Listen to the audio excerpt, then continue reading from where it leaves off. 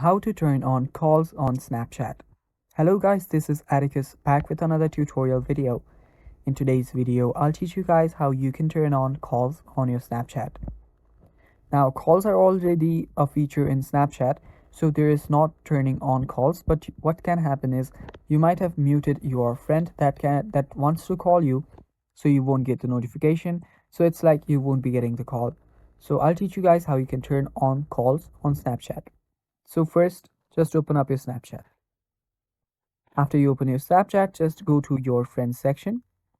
Now right there, just tap on the friends profile. You can just go to this profile right here. Tap on this three dots on there. And here what you can do is you can tap on chat and notification settings. Now right there, tap on notification settings and make sure it's not turned on. Make sure the mute call setting is not turned on or mute chat setting is not turned on. After you just turn it off, what will happen is you'll start getting calls. So it's basically that simple, guys. That is how you turn on calls on Snapchat app.